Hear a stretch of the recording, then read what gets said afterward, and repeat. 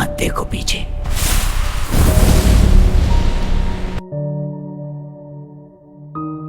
गई थी।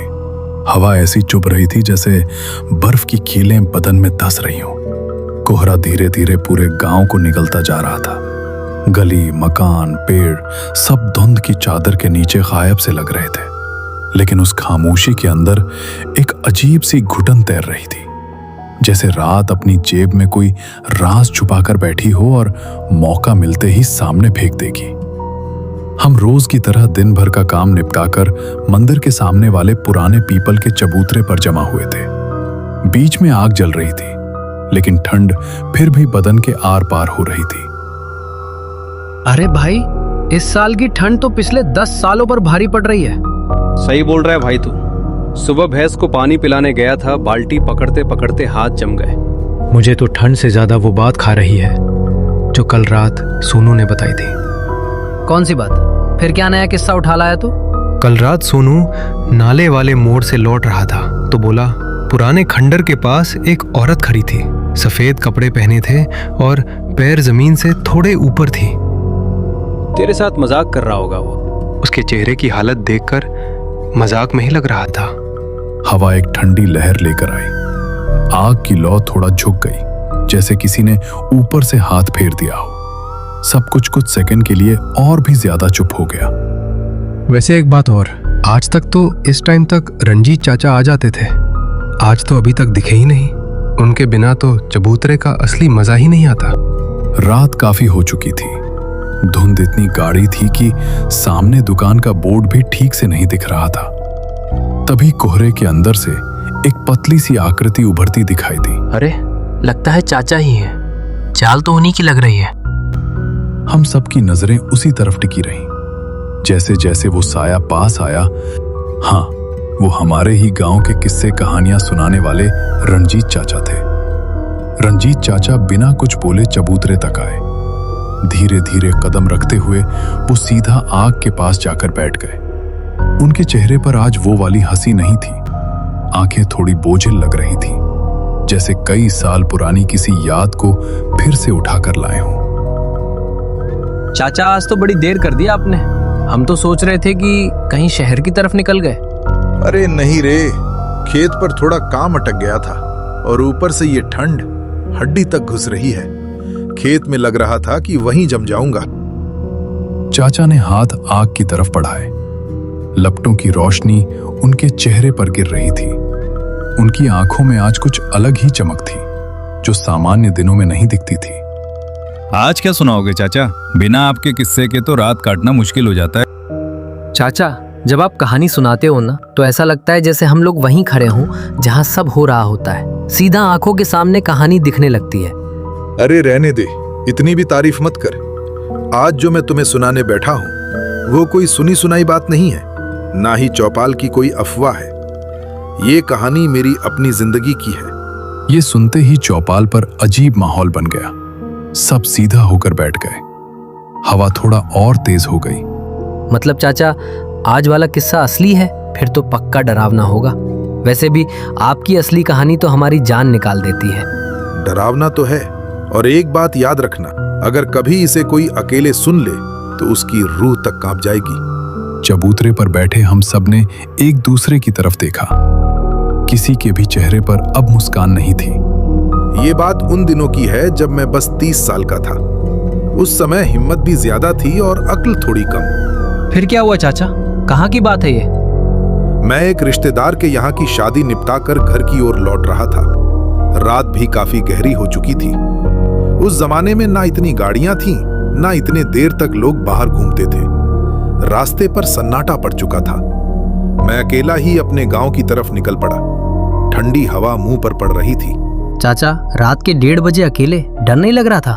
तब दिमाग में इतना डर नहीं बैठता था बेटा। सोचा रोज का रास्ता है, थोड़ी देर में घर पहुंच जाऊंगा। थोड़ा आगे बढ़ा तो रास्ते के किनारे एक बड़ा सा पुराना बंगला दिखता है, जिसमें सालों से कोई नहीं रहता। जब मैं उस बंगले के सामने से गुजर रहा था तो अचानक ऐसा लगा जैसे वहां आज कुछ ज्यादा ही सन्नाटा है।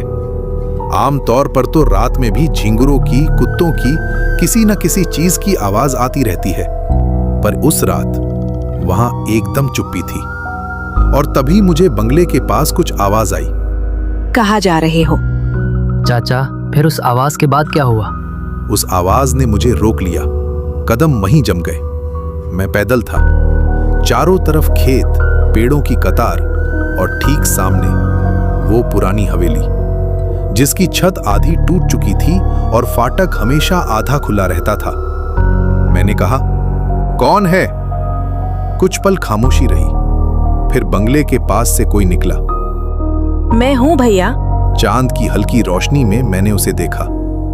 दुबली सी काया, भीगे बाल, पैरों में चप्पल तक नहीं, साड़ी का पल्लू कांपते हाथों से संभाल रही थी। मैंने पूछा, इतनी रात को यहां अकेली क्या कर रही हो? घर जाना था, रास्ता समझ नहीं आया, बहुत डर लग रहा है। उसकी आंखों में पानी था, पर अजीब बात यह थी कि चेहरे पर डर था मगर शरीर एकदम स्थिर। हवा चली। हवेली के टूटे दरवाजे ने चर चर की आवाज की। मुझे एक पल के लिए लगा कि आगे बढ़ जाना चाहिए, लेकिन जुबान से निकल गया, किधर जाना है? उसने उंगली अंधेरे रास्ते की तरफ बढ़ाई। अगले गांव, बस थोड़ी दूर। हम दोनों साथ चल पड़े। रास्ता कच्चा था, पैरों के नीचे सूखी पत्तियां चरमराती थीं, लेकिन सिर्फ एक तरफ से। मैं चल रहा था, आवाज आ रही थी, वो चल रही थी, मगर उसके कदमों की कोई आहट नहीं आ रही थी। मैंने ध्यान हटाने के लिए पूछा, नाम क्या है तुम्हारा? नाम अब किसे याद रहता है भैया? उसका जवाब सुनकर दिल थोड़ा अजीब सा हुआ। थोड़ी देर बाद मैंने कहा, इतनी रात को अकेली बाहर क्यों निकलती हो? मुझे डर नहीं लगता। ये कहते वक्त उसने मेरी तरफ देखा। पहली बार उसकी आंखें साफ दिखीं और मुझे लगा जैसे उनमें कोई गहराई नहीं है। कोहरे में रास्ता मुड़ता चला गया, पेड़ और घने होते गए। हम दोनों बस चलते ही जा रहे थे। थोड़ी देर बाद मैंने कहा, ये रास्ता तो गलत लग रहा है। गलत नहीं, यही सही रास्ता है। उसकी आवाज में अब डर नहीं था, बल्कि भरोसा था, जैसे वो रास्ता जानती हो। हम चलते रहे।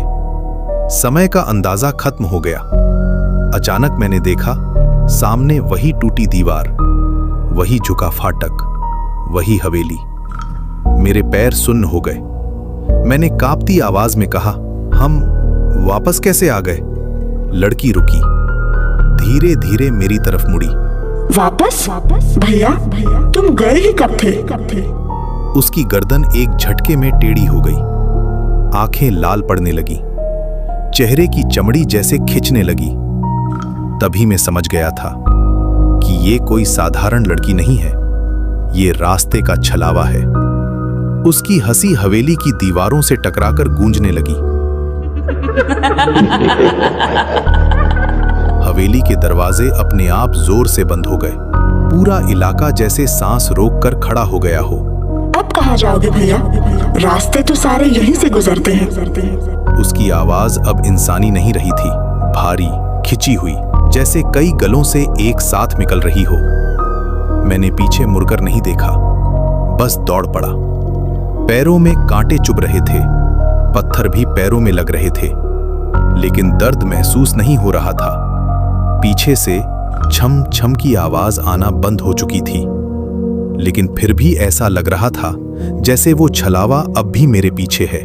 मैं जान गया, वो दौड़ नहीं रही, वो हवा में उड़ रही थी। पेड़ पास आते गए, डालियां नीचे झुक गईं, जैसे रास्ता रोक रही हों। थक गए भैया? थोड़ी देर रुक जाओ। उसकी आवाज कभी दाईं ओर से आती, कभी बाईं से, कभी सामने, कभी कान के बिल्कुल पास। मैंने चिल्लाकर कहा, भगवान के नाम पर छोड़ दे। उसकी हंसी और तेज हो गई। यहाँ तुझे बचाने कोई नहीं आएगा।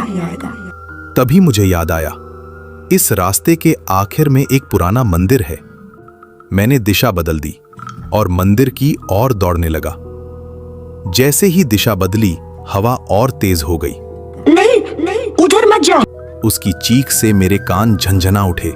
मैं मंदिर के रास्ते से पूरी ताकत से दौड़ने लगा। मुझे पता था, एक बार मैं मंदिर के अंदर चला गया तो ये छलावा मेरा कुछ नहीं बिगाड़ पाएगा। मैं थोड़े ही दूर दौड़ा तो मुझे मंदिर दिखाई देने लगा। नहीं, मैं तेजी से मंदिर के अंदर गया। जैसे ही मैंने मंदिर के अंदर प्रवेश किया, देवता की मूर्ति के सामने प्रार्थना करने लगा। तभी अंदर एक बूढ़ा साधु दिखा, मीन की छड़ी हाथ में। कहां से आ रहे हो बेटा भागते हुए? मैंने सारी बात बताई। अच्छा हुआ बच गया। वो बंगला श्रापित है। 40 साल पहले एक विधवा वहां अकेली रहती थी। पति की मृत्यु के बाद लालची ससुराल वालों ने उसे जिंदा ही दीवार में चुन लिया। तब से भटकती है और राहगीरों की राह भटकाती है। सुबह तक यहीं रुको, रात को बाहर मत निकलना। मैं वहीं रुका। रात कटे तो ठीक, लेकिन वो चेहरा, लाल आंखें, बार बार आंखों के सामने घूमता रहा। साधु की बातें याद आती तो थोड़ी हिम्मत आ जाती। सुबह होते ही मैंने मंदिर से बाहर कदम रखा, जंगल पार किया, सड़क पर पहुंचा। वहां एक बैलगाड़ी वाला मिल गया। चालक ने पूछा, भाई कहां से आया इतनी सुबह? मैंने सारी बात बता दी। वो बोला, अरे तू भागा, अच्छा किया। वो बंगला तो सालों से खाली पड़ा है, लोग रात को वहां से गुजरते ही नहीं। चाचा घर पहुंचे तो क्या किया? सीधा घर आया, मां को सब बताया। वो बोली, बेटा अब कभी अकेले रात को मत निकलना। उस दिन मैंने कसम खाई, चाहे कितनी भी जल्दी हो, शॉर्टकट कभी ना लूंगा। घर पहुंचने की जल्दी मेरी सबसे बड़ी भूल थी। चाचा उसके बाद कभी उस रास्ते से गए? नहीं बेटा, आज भी उस बंगले के पास से गुजरते हुए सिर झुका लेता हूं। चबूतरे पर गहरा सन्नाटा छा गया। कोहरा अब हम तक पहुंच चुका था। ठंड हड्डियों में समा गई थी। चाचा लग रहा है जैसे हम भी उसी जंगल में खो गए हों। रोंगटे खड़े हो गए। यही तो डरावनी बात है।